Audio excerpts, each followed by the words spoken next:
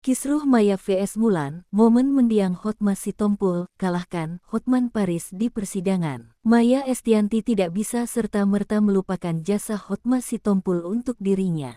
Ketika terjerat konflik dengan Mulan Jamila terkait honor, Hotma lah yang menjadi kuasa hukum Maya Estianty. Mantan istri Ahmad Dhani ini lantas membongkar satu kebaikan Hotma yang tidak bisa ia lupa. Seperti diketahui, Hotma Sitompul meninggal dunia di RSCM Kencana, Jakarta Pusat, Rabu tanggal 16 April tahun 2025 pukul 11 waktu Indonesia Barat. Hotma Sitompul meninggal dunia usai mendapatkan perawatan intensif atas sakit komplikasi jantung dan ginjal. Semasa hidupnya, berbagai lapisan masyarakat sudah dibantu Hotma di persidangan. Satu di antaranya adalah musisi Maya Estianty. Mengutip serambinews.com, Maya Estianty mengaku pernah merasakan kondisi tersulit. Akan tetapi kondisi itu mendapat bantuan dari pengacara Hotma kala itu. Selama 6 tahun, Hotma Sitompul berjuang membantu Maya Estianty hingga akhirnya memenangkan persidangan. Maya pun mengaku tidak pernah melupakan kebaikan Hotma Sitompul tersebut. Terlebih saat itu Hotma Sitompul tidak pernah bicara nominal sama sekali. Tidak pernah lupa mengingat kebaikan seseorang. Terima kasih Bang Hotma Sitompul Official pernah membantu memberikan bantuan hukum kepada saya di saat hidup saya berada di titik terendah, membantu tanpa bicara nominal, tulis Maya. Adapun kasus yang ditangani Hotma Sitompul terjadi pada tahun 2007 ketika Maya Estianty terlibat perseteruan dengan Mulan Jamila.